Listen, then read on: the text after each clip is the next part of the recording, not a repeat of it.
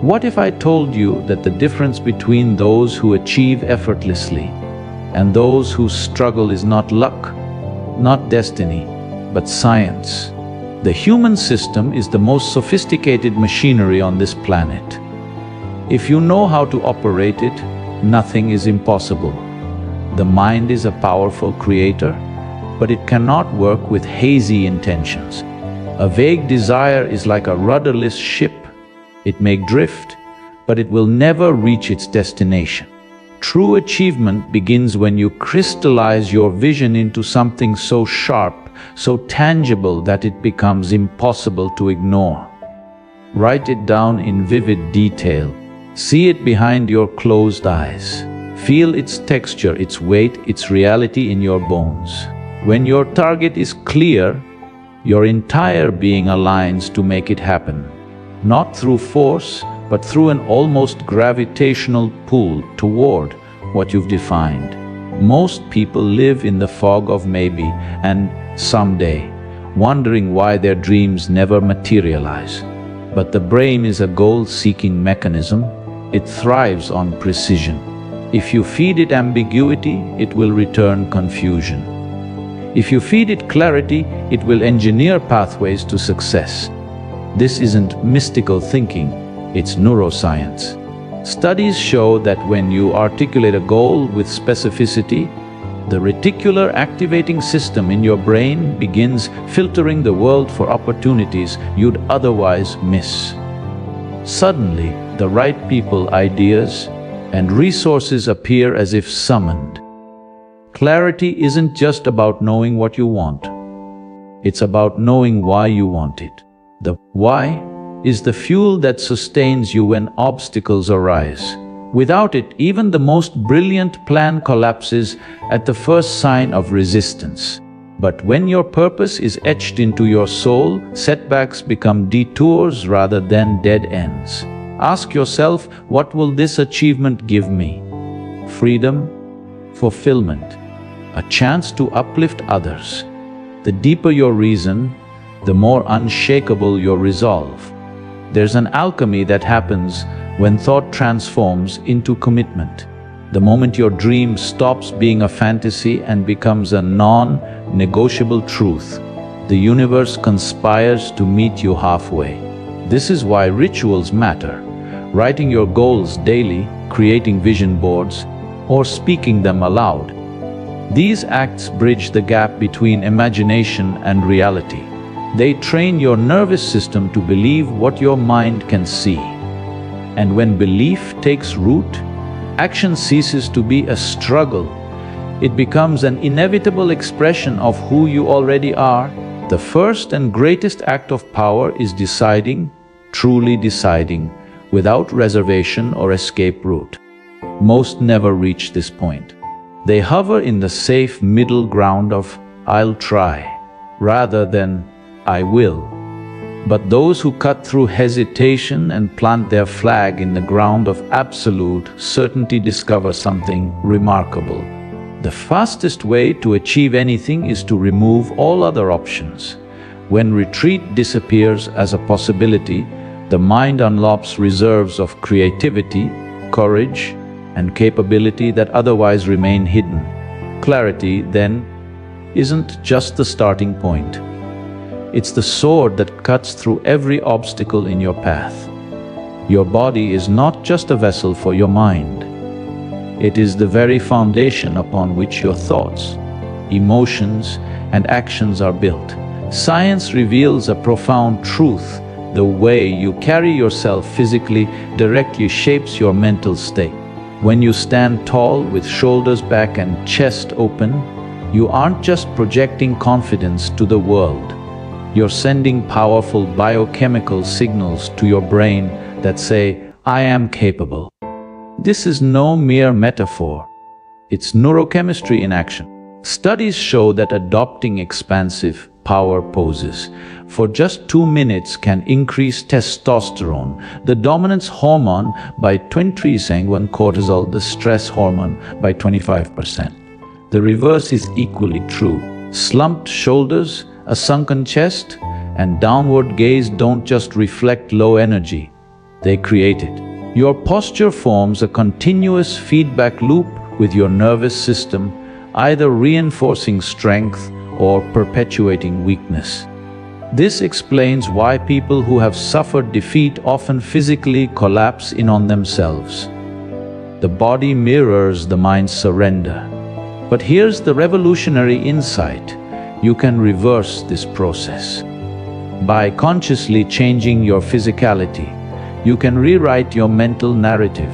A simple shift in how you occupy space can transform how you experience reality. Breath is the bridge between body and mind, and most people cross this bridge with shallow, unconscious breathing. Observe someone under stress. Their breath becomes rapid and constricted, trapped high in the chest. This physiological response then amplifies the mental anxiety, creating a vicious cycle.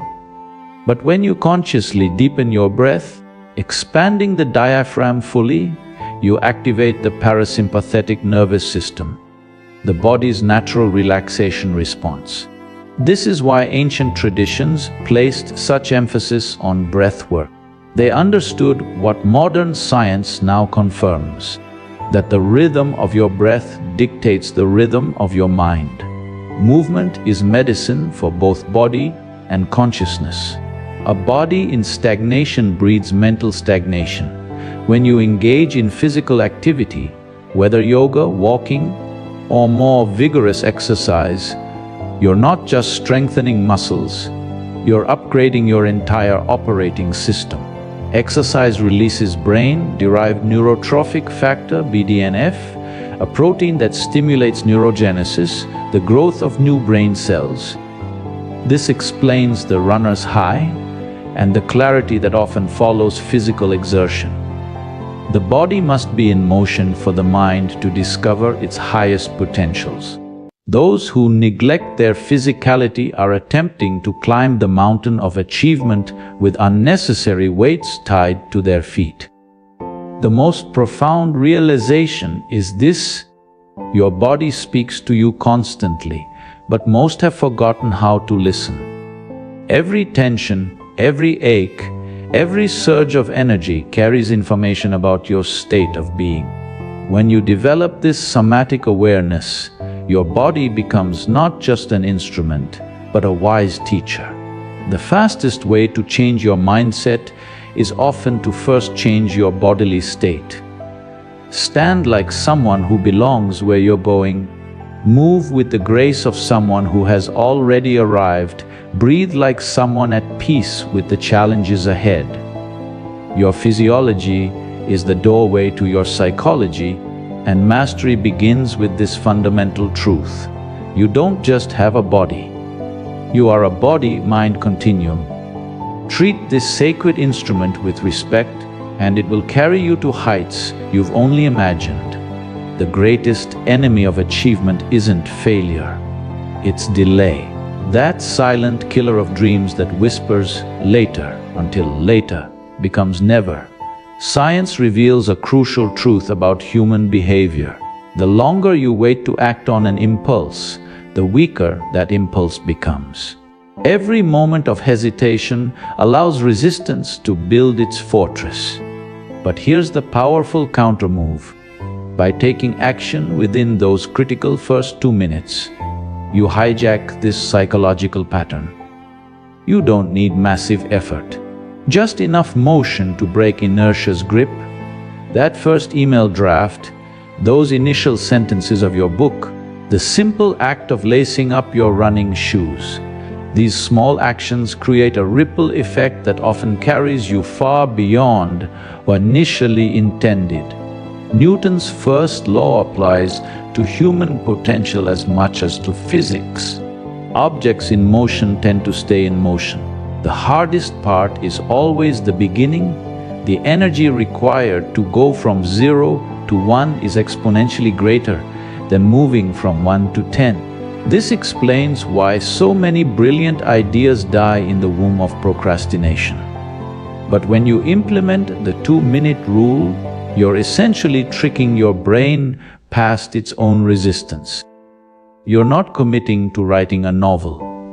just to writing one paragraph.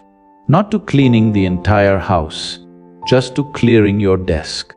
These micro actions create what psychologists call completion bias, our innate desire to finish what we've started, which then propels us forward.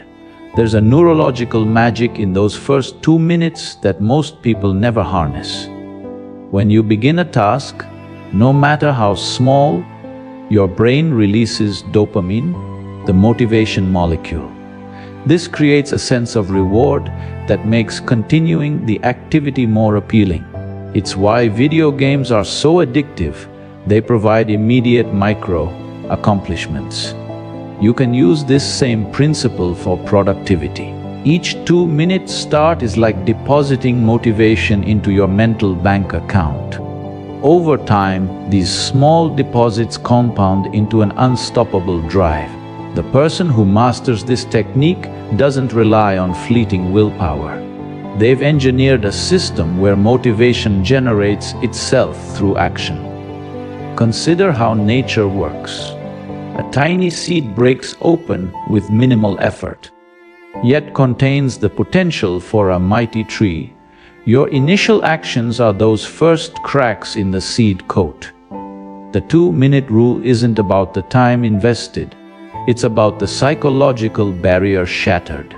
Many of history's greatest achievements began as someone simply showing up, Einstein opening his notebook, Mozart touching the piano keys, Edison entering his workshop. The magic wasn't in their initial motion, but in what that motion made possible. When you remove the weight of expectation and focus only on those first 2 minutes, you're not limiting your potential, you're making it accessible.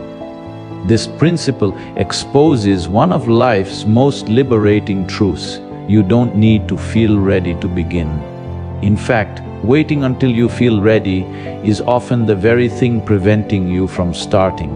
Confidence and clarity don't precede action, they follow it. Those first 2 minutes are the bridge between intention and realization.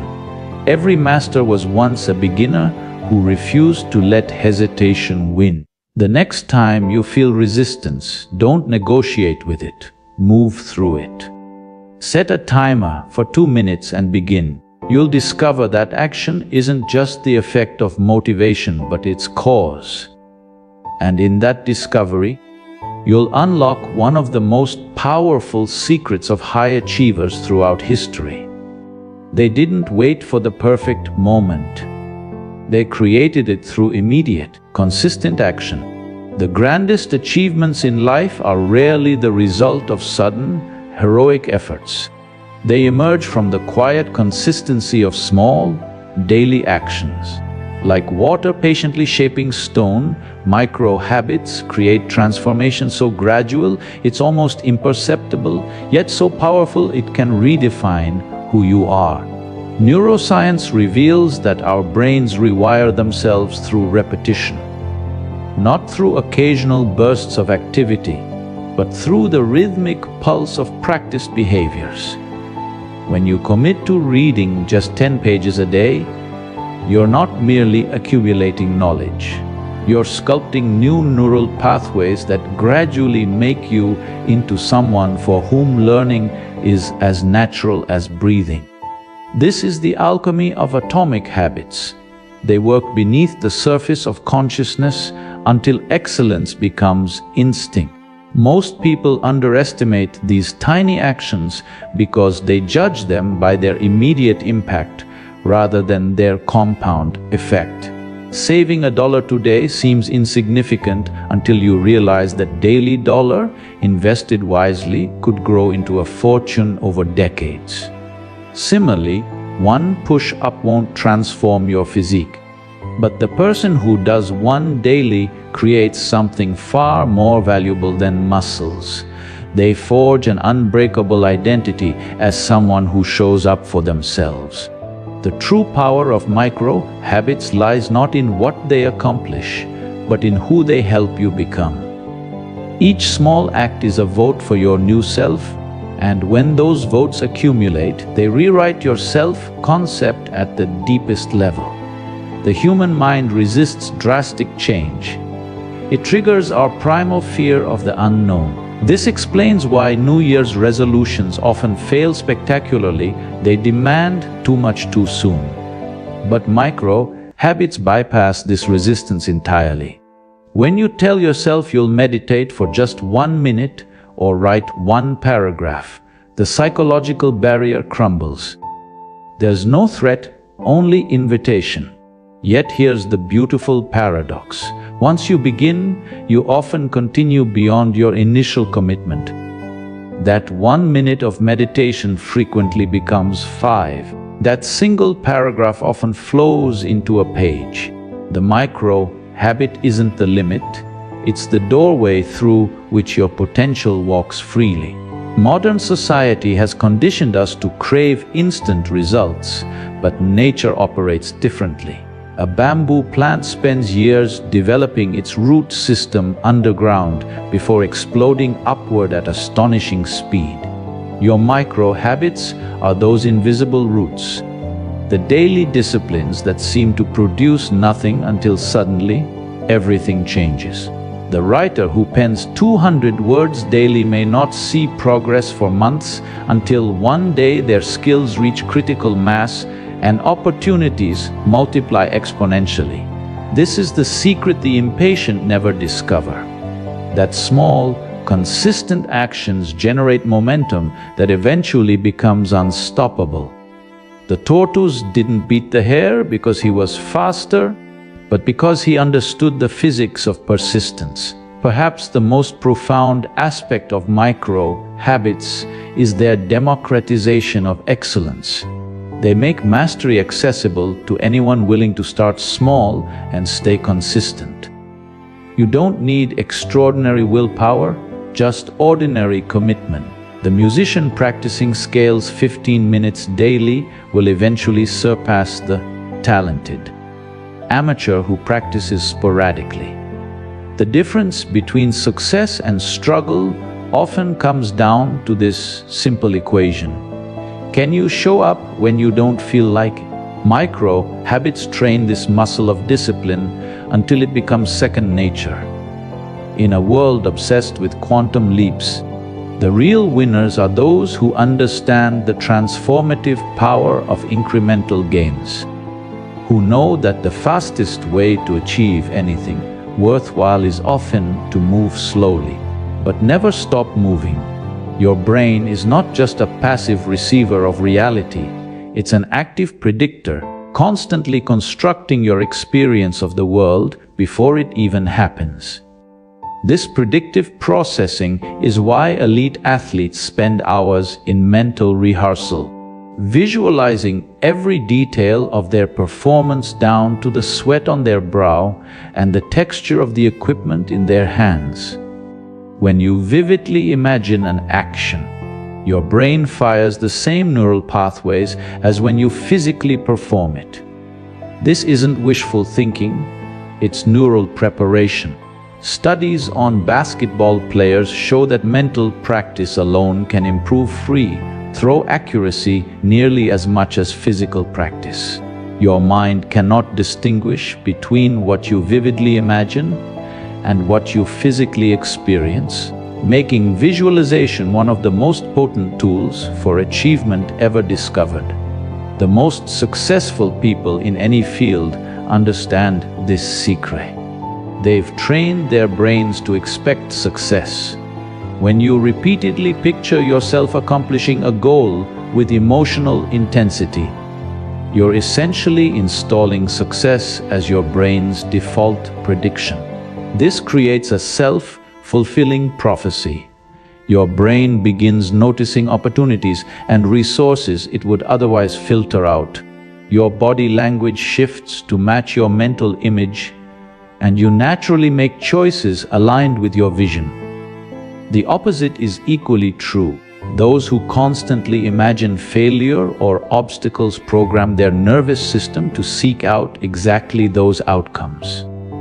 Your predictions shape your perceptions, which determine your actions, which create your reality. This is the neural loop of achievement. This predictive mechanism explains why confidence often precedes competence, not the other way around.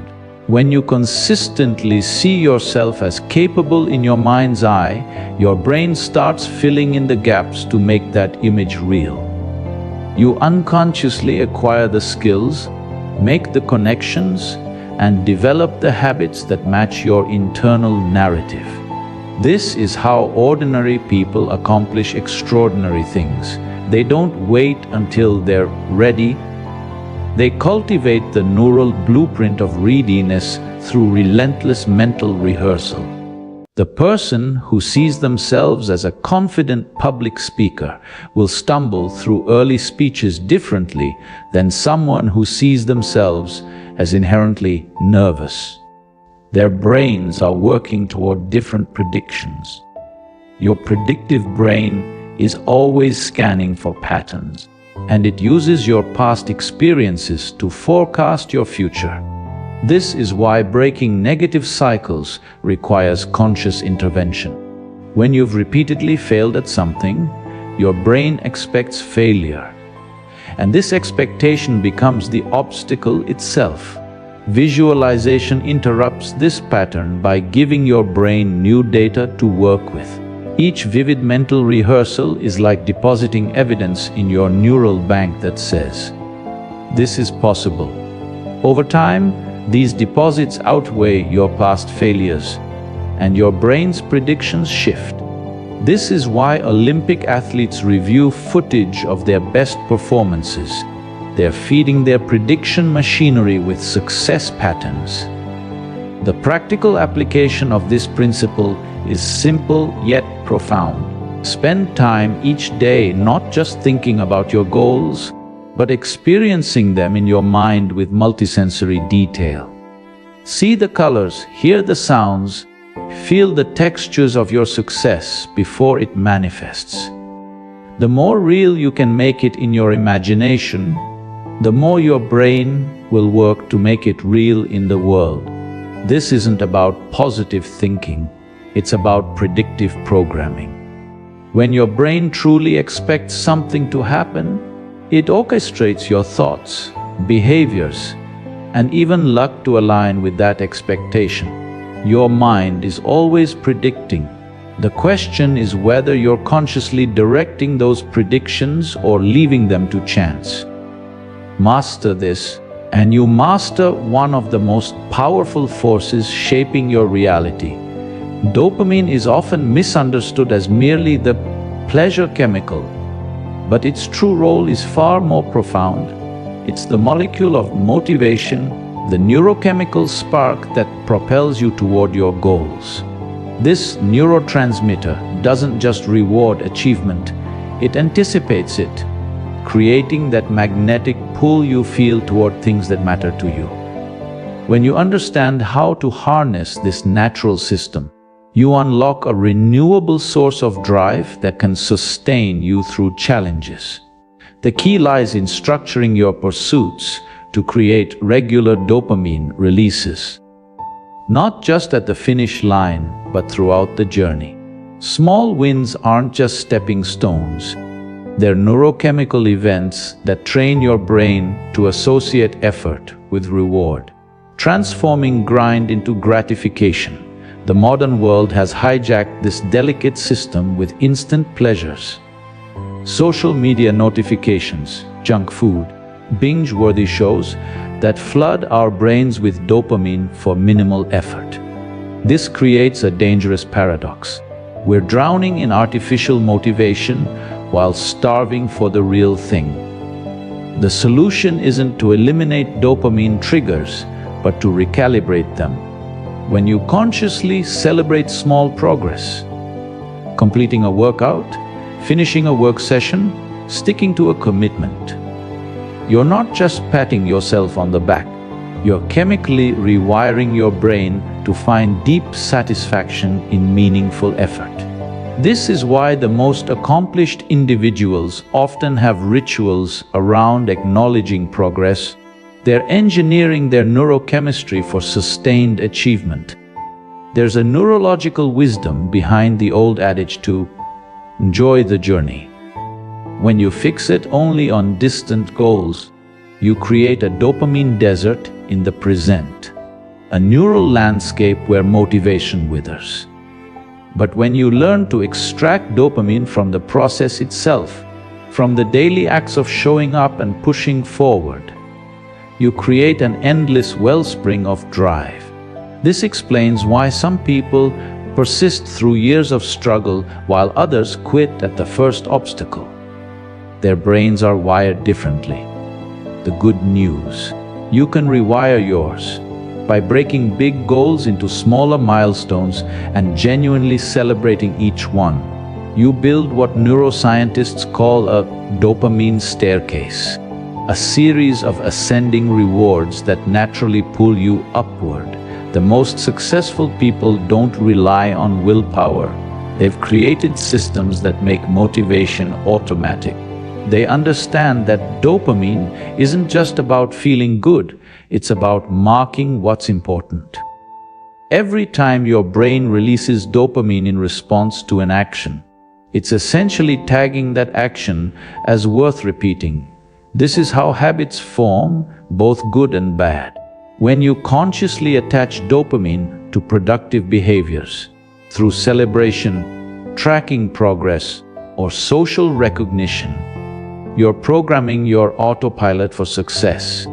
The morning runner who feels a rush after their workout isn't just experiencing endorphins. They've conditioned their brain to associate running with neurochemical reward.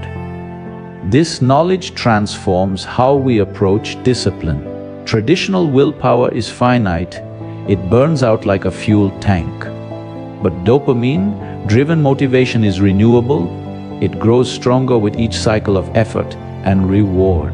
The implications are profound. You can craft a life where moving toward your goals feels as compelling as scrolling through social media, where deep work becomes as addictive as distraction. It begins with recognizing that your brain is always learning what to want based on what you reward. Celebrate your small victories with the same intensity you'd celebrate the big ones, and watch as your brain becomes an ally rather than an obstacle in your pursuit of excellence. The chemical of motivation flows freely within you. The only question is whether you're directing it toward what truly matters. The space between thought and action is where dreams go to die.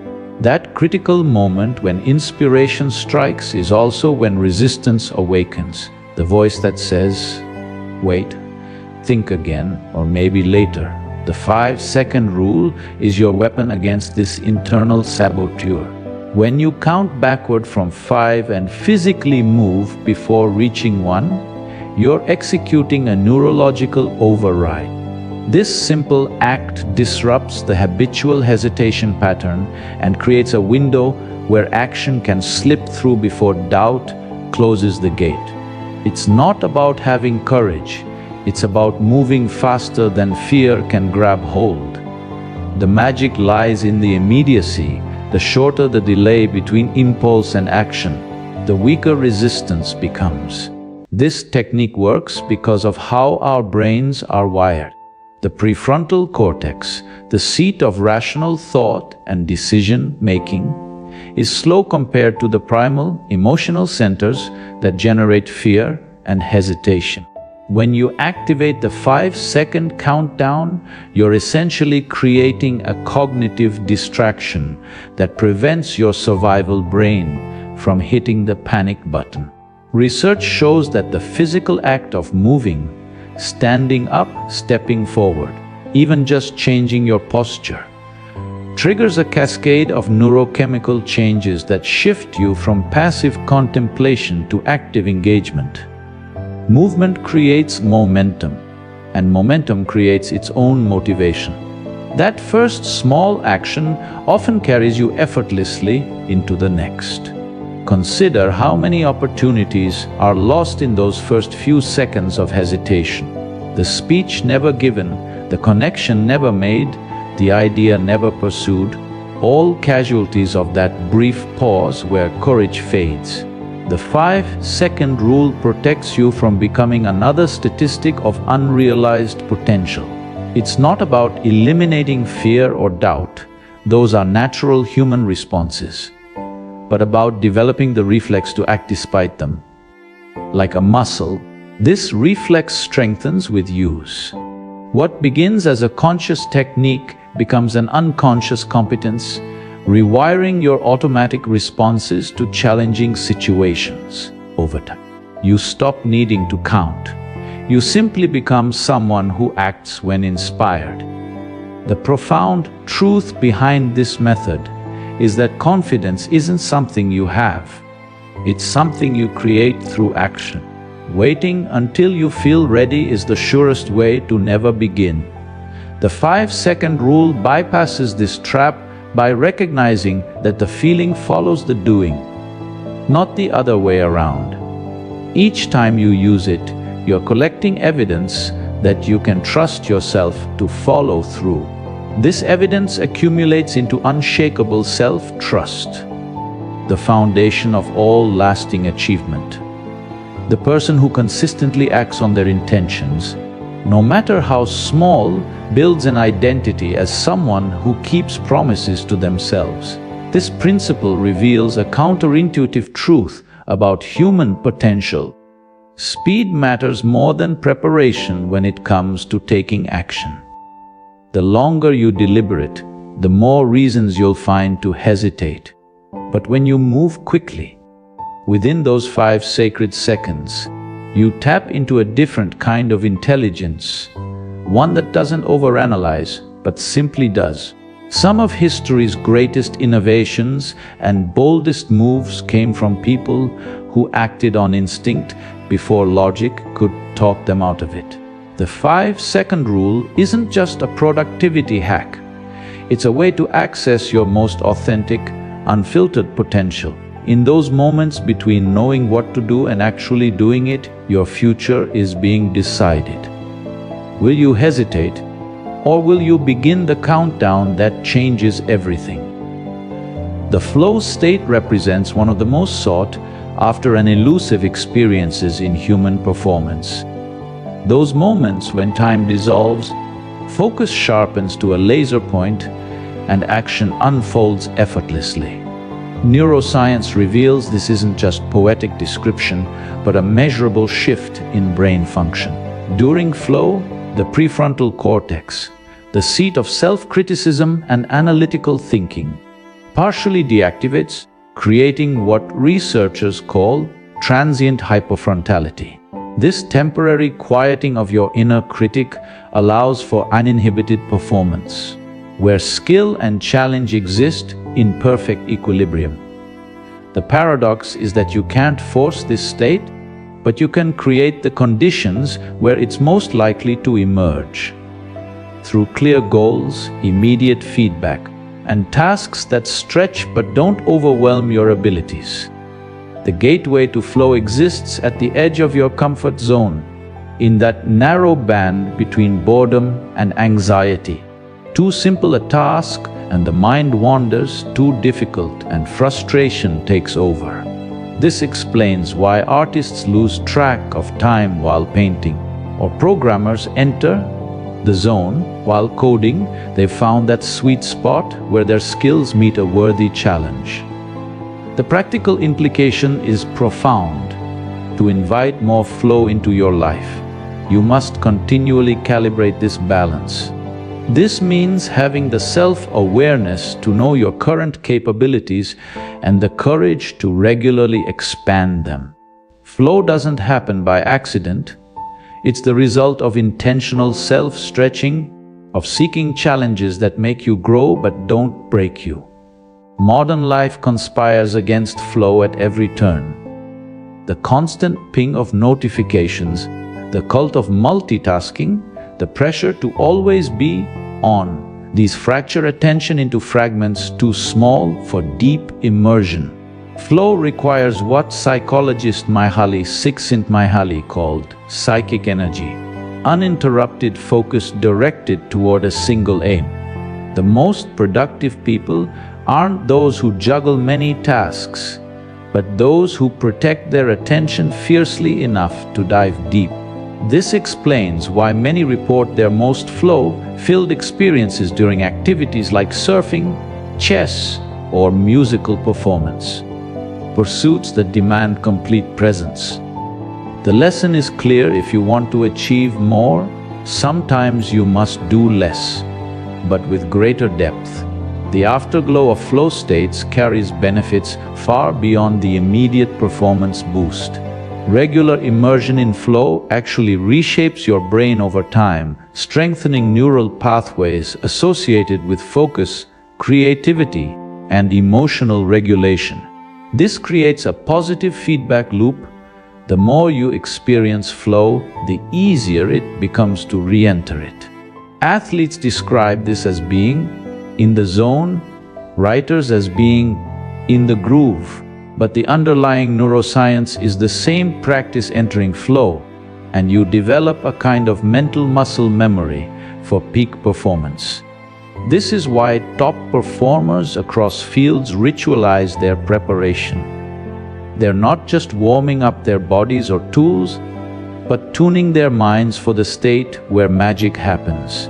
Perhaps the most beautiful aspect of flow is its democratic nature. It's available to anyone engaged in meaningful effort, regardless of skill level. The gardener pruning roses can experience it as profoundly as the concert violinist. What matters isn't the prestige of the activity, but the quality of attention brought to it. This transforms how we view achievement, not as a distant summit to conquer through struggle, but as a series of immersive moments to savor along the way. When you stop chasing outcomes and instead seek the flow in the process itself, something remarkable happens. The work becomes its own reward, and excellence emerges not as something forced, but as the natural byproduct of engaged living. The path to mastery isn't about pushing harder, but about falling in love with the depth of the moment again and again. There's a profound paradox: at the heart of achievement, the harder we try to force results, the more they seem to elude us. This is the essence of the law of reversed effort, sometimes called the backwards law, which observes that excessive tension creates resistance, while relaxed focus cultivates flow. Think of trying to remember a name. The more you strain, the further it retreats, only to surface effortlessly when you stop trying. The same principle applies to nearly every domain of performance. When a golfer grips their club or a speaker rehearses their speech, they disrupt the natural intelligence of the body and mind. Mastery isn't about adding more effort, but about removing unnecessary interference. Ancient wisdom traditions understood this principle well. The Taoist concept of Wu Wei, often translated as effortless action, describes a state where one aligns with the natural flow of events rather than fighting against them. Modern neuroscience confirms this intuition. When we're overly attached to outcomes, the amygdala triggers stress responses that inhibit our higher cognitive functions.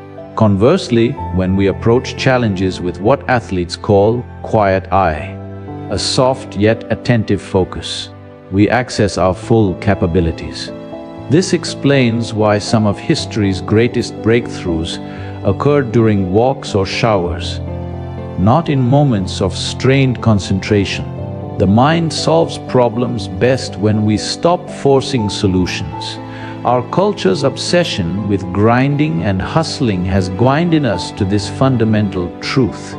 We've come to equate suffering with virtue and struggle with merit. But nature operates differently. A seed doesn't struggle to become a tree, it simply unfolds according to its inherent design. Human potential works similarly. When you stop trying to be great and instead focus on being fully present to the work itself, greatness emerges as a natural consequence. This isn't passive acceptance but active alignment, like a sailor who doesn't control the wind but skillfully adjusts the sails. The most effective actions often feel surprisingly easy, not because they lack challenge, but because they're in harmony with your deeper capacities. The practical application of this law transforms how we approach goals. Instead of white-knuckling your way through resistance, learn to dance with it. When you encounter obstacles, first relax your grip, both physically and mentally. Breathe into the tension, then proceed with alert ease. This subtle shift changes everything. Suddenly, obstacles become interesting puzzles rather than threatening barriers.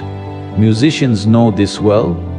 The notes flow freely when hands are relaxed, not rigid. The same applies to creative work, relationships, even personal growth. Progress happens not through brute force, but through intelligent cooperation with reality as it unfolds. Ultimately, this principle invites us to reconsider what true power looks like. It's not the clenched fist, but the open hand, not the furrowed brow, but the quiet smile of understanding. When you stop trying to control every outcome and instead cultivate trust in your capacity to respond, you unlock a different kind of effectiveness. One that leaves you energized rather than depleted. The law of reversed effort reminds us that rivers don't push their way to the ocean, they flow. Your most authentic achievements will come not from fighting your nature, but from expressing it fully with just enough effort to steer, but not so much that you sink the boat.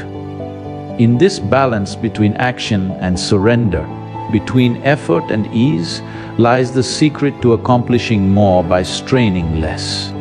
Your surroundings shape you in ways more profound than you might realize. The spaces you inhabit, the people you surround yourself with, even the media you consume, all these environmental factors silently program your thoughts, behaviors, and ultimately your outcomes. Neuroscience reveals that our brains are constantly taking subconscious cues from our environment, adjusting our attitudes and expectations accordingly. A cluttered workspace doesn't just look messy, it triggers neural patterns of distraction. Toxic relationships don't just drain your energy, they rewire your brain's stress responses. The environment isn't just where you happen to be, it's actively participating in creating who you become. Consider how effortlessly children absorb language from their surroundings without formal instruction. Adults retain this same capacity for environmental learning, though we're often unaware of it. The people you spend the most time with influence everything from your vocabulary to your posture to your financial habits. Not through conscious imitation, but through neural mirroring. This explains why you might suddenly pick up phrases from a new friend or find your motivation shifting after joining a different social circle. Your brain is designed to sync with its tribe for better or worse. The sobering truth is that you can't outperform your environment indefinitely. Eventually, its influence will outweigh your willpower. The most successful individuals don't just rely on discipline. They architect environments that make success inevitable. Writers create distraction-free writing spaces, athletes train in high-performance facilities, and innovators surround themselves with other creators. This isn't elitism, it's neurological pragmatism. Every stimulus in your environment, from the food in your fridge to the notifications on your phone, is either pulling you toward your goals or pushing you away from them. There are no neutral elements. The good news: while you can't control all aspects of your environment, you can curate enough of it to create momentum. Something as simple as placing a book on your pillow in the morning makes you more likely to read at night. Your physical space mirrors your mental space in ways that are both symbolic and practical. A study from Princeton University found that visual clutter reduces your ability to focus and process information. But the reverse is also true. Organized, intentional spaces promote clarity and creativity. This principle extends beyond physical spaces to digital environments as well. The apps on your phone's home screen, the emails in your inbox, even the tabs open on your browser. All these form a digital environment that either supports or sabotages your best self. Periodic environmental audits, asking, "Is this serving me?" can be more powerful than any productivity hack. The most profound environmental factor is often the most overlooked. The information you consume. Just as food becomes your body's building blocks, ideas become your mind's architecture. Most people passively consume whatever content appears before them, unknowingly programming their brains with someone else's agenda. But when you deliberately curate your informational diet, choosing books over clickbait, deep conversations over gossip, silence over noise, you transform your mental operating system. Your environment isn't just something you exist in, it's something you collaborate with. Shape it consciously, and it will shape you into the person you aspire to be. The fastest way to change your life might not be to change yourself at all, but to change what surrounds you. Sleep is not just downtime between productive hours. It's the invisible architect of your waking potential. While the world glorifies burning the midnight oil, science reveals a startling truth. Every hour of sleep sacrificed steals more from your cognitive reserves than you could possibly gain in extra waking hours. During deep sleep, your brain isn't resting. It's performing critical maintenance, consolidating memories, solving problems you couldn't crack while awake, and clearing metabolic waste that accumulates during the day. The glymphatic system, your brain's unique cleaning mechanism, kicks into high gear during these quiet hours, flushing out toxins linked to neurodegenerative diseases. That aha moment you've been chasing might not come from more effort, but from surrendering to the restorative power of proper rest. The relationship between sleep and performance follows a Goldilocks principle. Both too little and too much disrupt optimal functioning. Research on athletes, CEOs, and creative professionals consistently shows peak performance correlates strongly with 7-9 hours of quality sleep. During REM sleep, your brain replays and strengthens neural patterns related to skills you're learning, essentially practicing while you rest. This explains why students who sleep after studying often outperform those who pull all-nighters. Their brains continue working while their bodies recharge. The most productive people aren't those who sleep less, but those who understand that sleep is where the magic of memory and mastery happens beyond conscious awareness. Modern life has declared war on our natural sleep rhythms in ways our biology can't adapt to. Artificial light, screens, caffeine, and erratic schedules have disconnected us from the circadian rhythms that governed human existence for millennia. The consequences are more serious than daytime drowsiness. Chronic sleep deprivation impairs immune function, accelerates aging, and degrades decision-making capacity as severely as alcohol intoxication.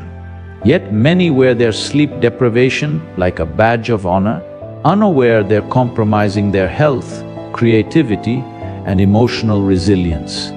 The first step toward reclaiming your sleep isn't setting an earlier bedtime. It's recognizing that good sleep isn't a luxury. but the foundation upon which all other achievements are built. Sleep quality matters as much as quantity, and here most people unknowingly sabotage themselves. The hour before sleep isn't just preparation for rest. It's programming for the next day. What you consume mentally and emotionally in those final waking moments significantly influences sleep architecture and next day performance. Scrolling through stressful news or engaging in heated discussions activates stress hormones that fragment sleep cycles, while calming routines like reading or light stretching promote deeper, more restorative rest. Your bedroom environment, temperature, light levels, even mattress quality, creates either a sanctuary or a battleground for your nervous system. Treating sleep as a sacred ritual rather than an afterthought can dramatically enhance every aspect of your waking life. The most successful people increasingly recognize sleep as their secret weapon, not because they're lazy, but because they understand the neuroscience of peak performance.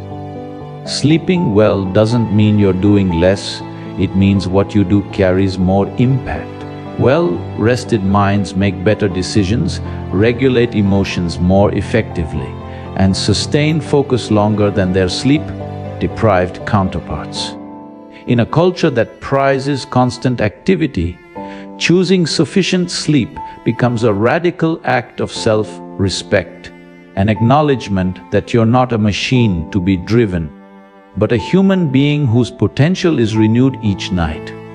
When you stop viewing sleep as time lost and start seeing it performance enhancing, you unlock one of the most powerful yet underutilized tools for achievement. The path to your best tomorrow begins with how well you sleep tonight. Mental rehearsal is not wishful thinking, it's neurological training. When you vividly imagine performing an action, your brain activates the same neural pathways as when you physically execute it. Olympic athletes have used this technique for decades, spending hours visualizing perfect routines down to the smallest detail. Studies show that mental practice alone can improve performance by up to 35%, nearly as effective as physical training. This works because your brain doesn't distinguish between real and imagined experiences. It strengthens connections based on whatever you focus on with intensity. The pianist who mentally rehearses a concerto is literally building the same neural networks as one who practices at the keyboard, just without the physical feedback. The power of visualization lies in its specificity. General daydreaming about success creates little change, but detailed mental rehearsal reprograms your nervous system. Elite performers don't just picture the outcome, they immerse themselves in the sensory experience, the feel of equipment in their hands, the sounds around them, even the scent of the environment. This multisensory approach makes the mental image more potent, etching the desired performance deeper into subconscious patterns. When the actual moment arrives, the brain recognizes it as familiar territory rather than foreign ground, reducing anxiety and increasing fluidity of movement. What seems like effortless talent is often the result of countless invisible mental rehearsals. Visualization also works because it primes your reticular activating system, RAS, the brain's filtering mechanism. When you repeatedly imagine achieving a goal, your RAS begins noticing opportunities and resources you'd otherwise overlook. Two people can walk through the same environment. One sees obstacles, the other sees possibilities, based on what their brains have been trained to look for. Consistent visualization creates a self-fulfilling prophecy. Your brain starts organizing reality to match your mental imagery. This explains why many successful people report sudden, breakthroughs after long periods of mental preparation. Their brains had been assembling the puzzle pieces behind the scenes. The emotional component of visualization is what makes it transformative. Simply picturing an action is helpful, but pairing it with the feelings of confidence, joy, or pride accelerates the rewiring process. Emotions act like neurological superglue, making mental images stickier and more influential on your behavior. This is why the most effective visualizations involve not just seeing the outcome, but embodying the emotional state it would bring. When you mentally rehearse crossing the finish line with arms raised and heart pounding with exhilaration, you're not just preparing your body, you're conditioning your emotional responses to align with success. Perhaps the most profound aspect of visualization is its democratizing power. It makes expertise more accessible. While natural talent varies, anyone can harness neuroplasticity through disciplined mental rehearsal. The 10x technique, visualizing 10 times more than you physically practice, allows for accelerated skill acquisition without physical limits. This doesn't replace practice but enhances it, creating a virtuous cycle where mental and physical training amplify each other. In a world obsessed with visible effort, the quiet work of visualization often goes unnoticed, yet it remains one of the most potent tools for achievement. Your mind is always rehearsing something. The question is whether you're consciously directing the performance. There's a profound wisdom in silence that our noisy world has forgotten. In the space between thoughts, when the constant chatter of the mind settles, clarity emerges like sunlight through parting clouds. This isn't mere emptiness, it's the birthplace of insight, where solutions to problems that resisted hours of conscious effort suddenly appear. Neuroscience shows that during moments of quiet reflection, the brain's default mode network activates, making unexpected connections between seemingly unrelated ideas. The most creative breakthroughs often come not when we're frantically searching for answers, but when we stop searching altogether and simply become still. Modern life has conditioned us to fear silence, to fill every moment with stimulation, music, podcasts, notifications, as if emptiness was something to avoid.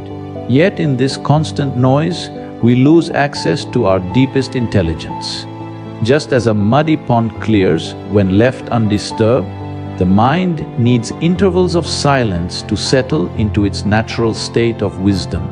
Many of history's greatest thinkers, from Einstein to Darwin, incorporated daily walks in nature without distraction, understanding that the mind solves its most complex problems when we stop consciously wrestling with them. Their genius wasn't in their constant activity, but in their respect for the fertile void from which inspiration springs. The practice of silence does more than generate ideas. It reshapes our relationship with our own minds. Most people are constantly reacting to their thoughts as if they were absolute truth, caught in an endless loop of mental commentary.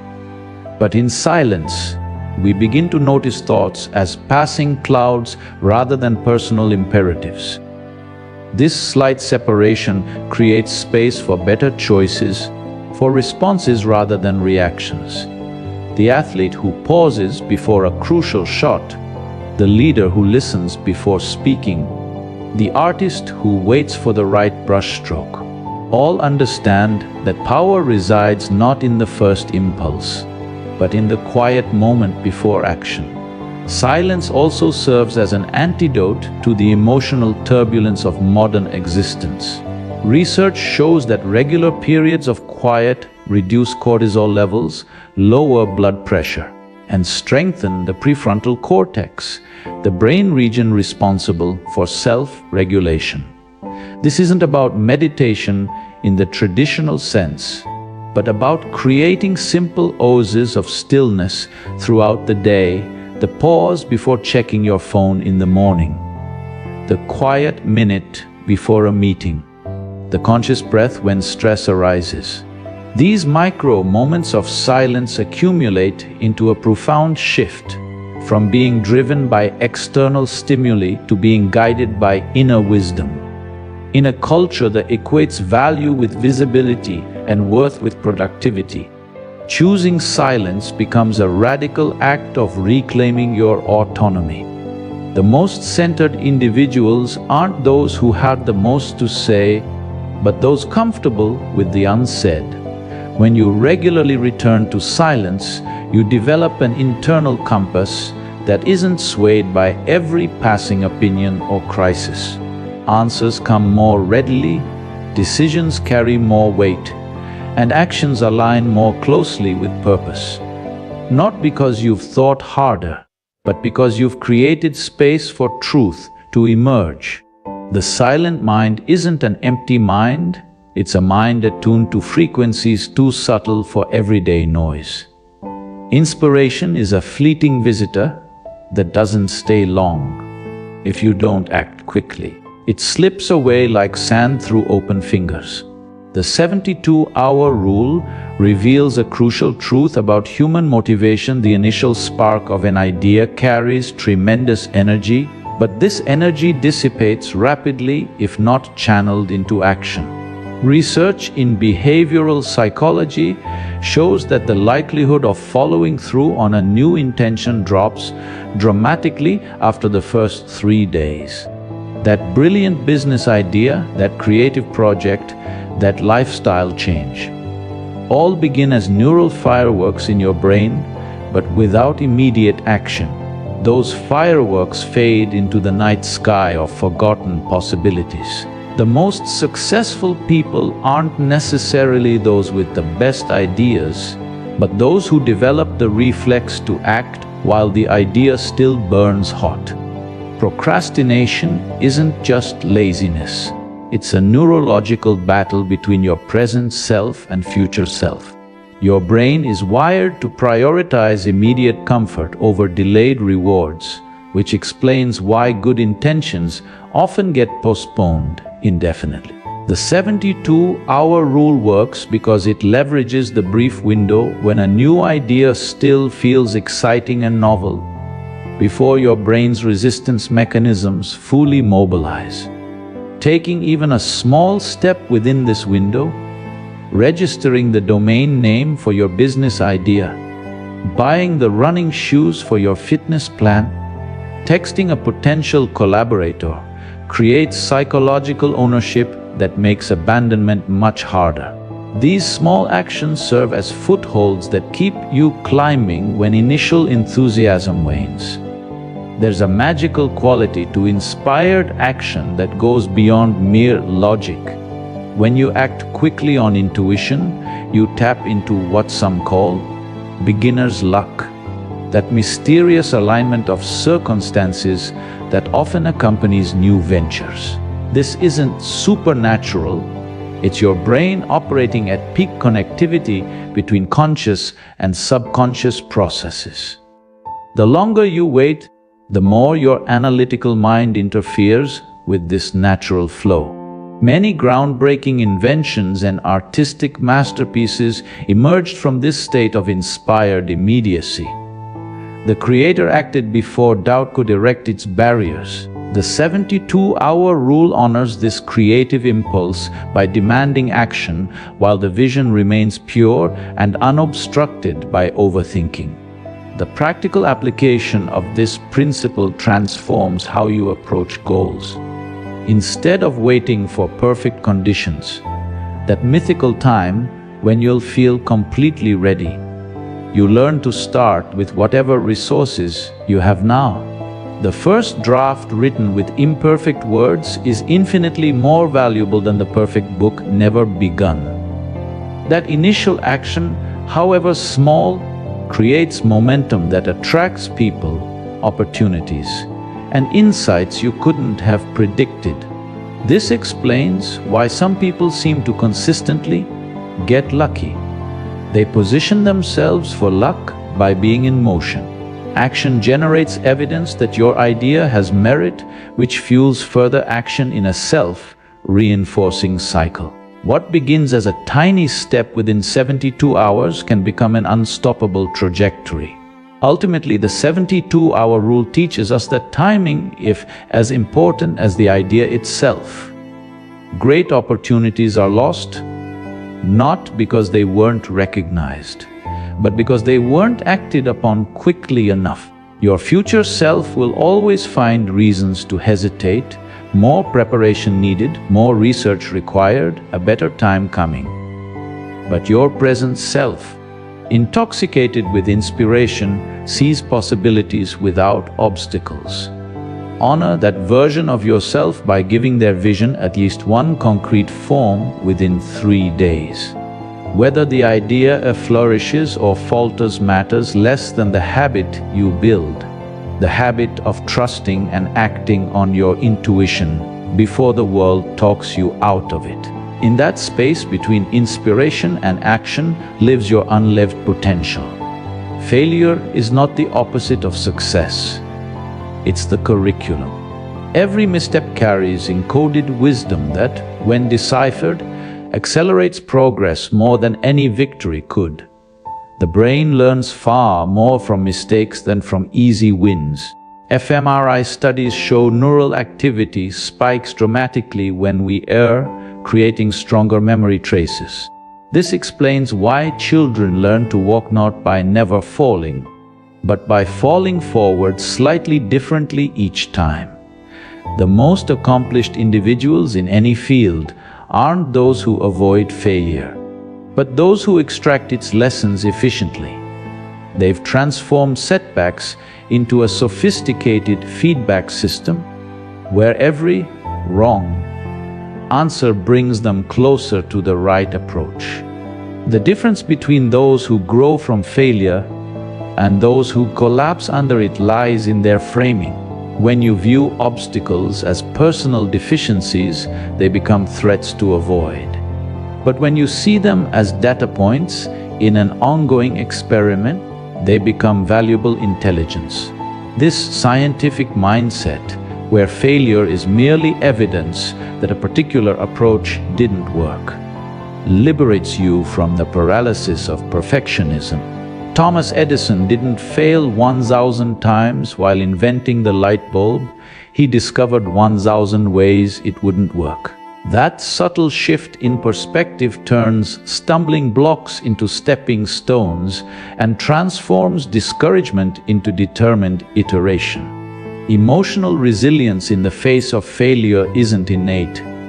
It's a skill forged through deliberate practice. The brain's response to setbacks is malleable.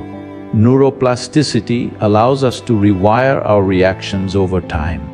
When you consciously analyze failures without personalizing them, you strengthen the neural pathways between the prefrontal cortex responsible for rational analysis and the amygdala, the emotional alarm system. This is why seasoned entrepreneurs can calmly pivot after a venture fails, while novices become devastated. Their brains have been trained to process setbacks differently. Each failure navigated with equanimity makes the next one less frightening, until challenge itself becomes invigorating rather than intimidating. The feedback loop becomes most powerful when institutionalized. High-performance organizations build systematic ways to harvest lessons from failures. Post-mortem analysis, blameless autopsies, innovation retrospectives. Individuals can create similar systems, maintaining a lessons learned journal, conducting weekly reviews of what worked and what didn't, or partnering with an accountability buddy for objective analysis. These practices prevent the most common failure of all, failing to learn from failure. When you document and categorize setbacks, patterns emerge that no single disappointment could reveal. What initially appears as random misfortune often reveals itself as a predictable consequence of specific actions or inactions. Ultimately, embracing the feedback loop requires understanding the fundamental nature of growth. All meaningful progress occurs at the edge of competence, in that uncomfortable zone where failure isn't just possible but probable. A life without setbacks is a life without stretching. The wood is strengthened by the friction of the plane. The muscle grows through the micro tears of exercise, and human potential expands through the repeated cycle of attempt, adjustment, and reattempt. When you stop fearing failure and start mining it for wisdom, you unlock exponential growth. The road to mastery isn't paved with perfect performances, but with intelligent recoveries from insightful failures. Each contains a gift. If you have the courage to unwrap it, the brain consolidates memory, solves problems, and rewires itself in deep sleep. Sacrificing sleep is sacrificing success. Olympians, CEOs, and artists rehearse mentally before acting. See it, feel it, be it before it happens. Stillness is not inactivity, it is intelligence gathering. The answers you seek come when the mind is quiet. If you don't take the first step within 72 hours of inspiration, the idea will die. Strike while the iron of intuition is hot. Every setback is a course correction. The fastest learners are those who embrace mistakes as tuition. 20% of efforts create 80% of results. Focus on leverage, not labor. The brain remembers incomplete tasks better than finished ones. Start even if you can't finish yet. If you believe you are capable, you are. If you believe you are limited, you are. Your self-story writes your destiny. Desperation repels. Passion with non-attachment magnetizes. Do your best, then surrender. One day this will all be over. Let that truth sharpen your focus. What will you regret not doing? These are not theories. They are laws of existence. Apply them and watch how life bends to your will. The question is no longer, can I, but will I? The choice is yours. Now go. The world is waiting.